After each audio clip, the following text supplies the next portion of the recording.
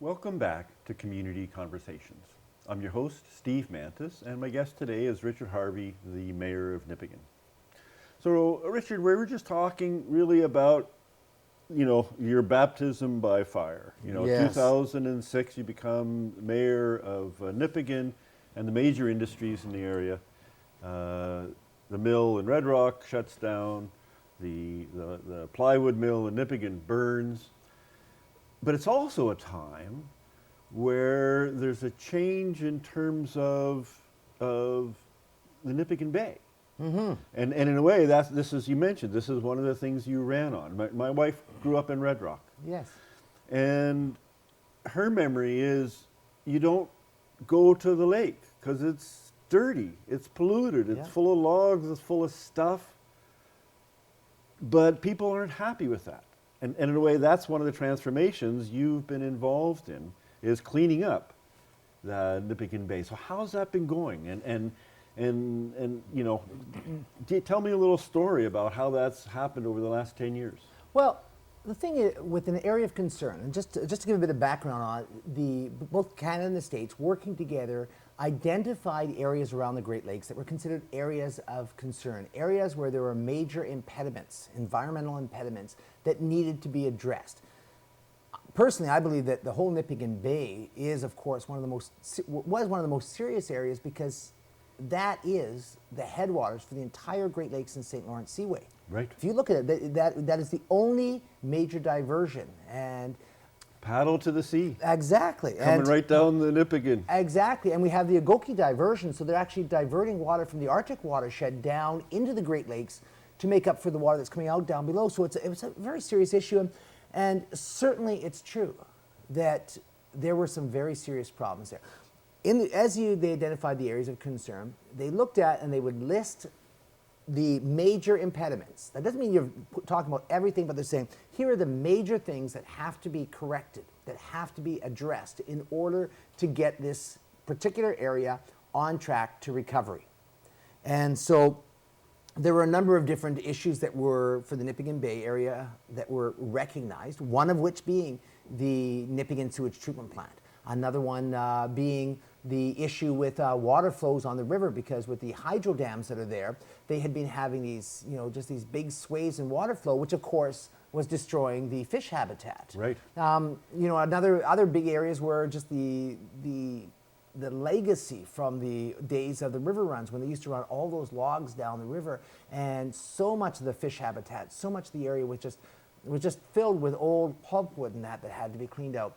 So these various things were identified, and then the Remedial Action Plan Group Committee met together and began to address these issues, working with the municipalities. I'm very pleased to have been part of that process, and to look at the things that had to be addressed, and one by one to remove those initial things that were listed. And what's important that people have to understand, some people think that you don't want to be delisted as an area of concern until you've got everything is perfect. And that's what just happened. Well, was that right? Just recently I heard something in the Yes, news. absolutely. The recommendation has been made to delist it. Okay. So we will hopefully in the future be delisting. But what I want people to really understand is that doesn't mean we're going to stop addressing issues. If you look at the township of Nipigon, I'm well known within the Great Lakes St. Lawrence Cities Initiative group as being someone who's always advocating for stormwater management.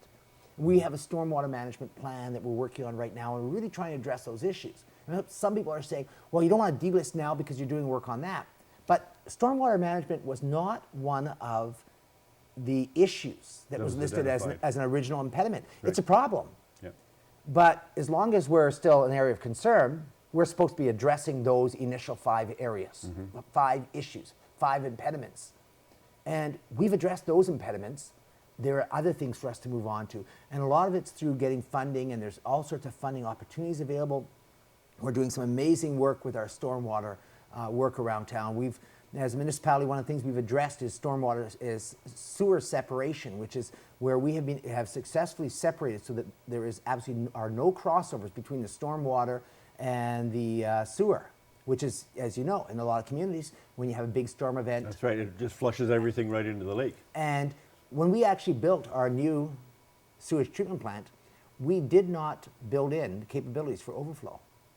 And I had somebody from Ministry of the Environment say, well, why would you do that? You know, what are you going to do? I said, we've built it. And before we did that, we finished that project. We addressed all the cross connections. So we're not having these issues with the storm events.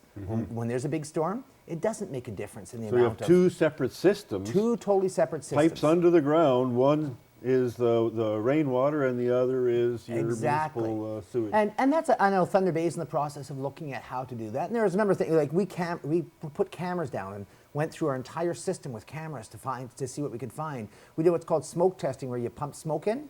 And it's actually kind of fun, because then you have people call you up on the phone and say, I've got smoke coming out of the drain in my basement. We say, oh, that's because you have an illegal connection there. and that's, you know, it's just kind of fun. Or people all of a sudden see smoke coming out of their rain gutters on their house, and that's because their rain gutters are running into the sewer where they're not supposed to be running. So we did all of those sorts of things, and then built what is probably one of the most advanced sewage treatment plants in Ontario, and we're very proud of that work. And so we've addressed those things, but now we're moving on with other issues. And so we've been doing some great work with fish habitat, an area it's referred to as the Nipigon Lagoon. Let's be clear, it's not that it's a lagoon as in a sewage lagoon. It's kind of like the tropical lagoon area is what it's more like, but it's an area that used to be part of the river. It's an oxbow of the river, so we're doing work to open it up, get water flow back in there. It was actually an area where back in the early 1900s, 1800s, people used to throw garbage in, just because that's what people did back then. Yep. They didn't know any better. So we're going in and we're cleaning that up. So these are all things that weren't listed as the impediments for the area of concern. But now that we've addressed the major impediments that were originally identified, now that we're in the process of delisting, we can move on and we can start getting funding to address these other issues.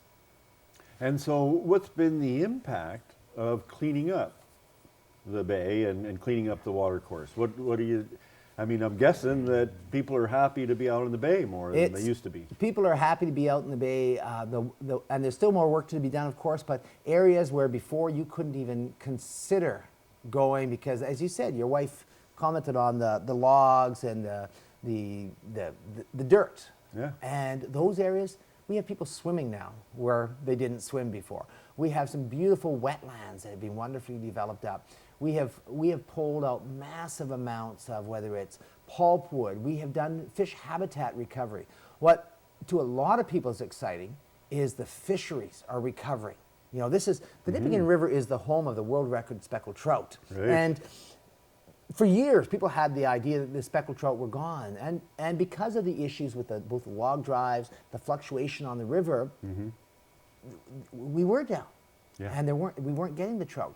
Well, now they're back, and people are catching 10-pound speckled trout. We're still waiting for that 17-pounder to come out of there, but it's waiting underwater somewhere. But people are seeing wonderful success on that. The walleye population is, once again, we have a stable walleye population. It's not to the same levels it was in the 50s, but that's because we have so many other competitive species in the area now, the salmon, the rainbow, all of those things that weren't previously in the area. So, you know, we're not going to have a commercial walleye fishery, but who needs that? We've got the walleye recovering. We're still doing more work on that habitat.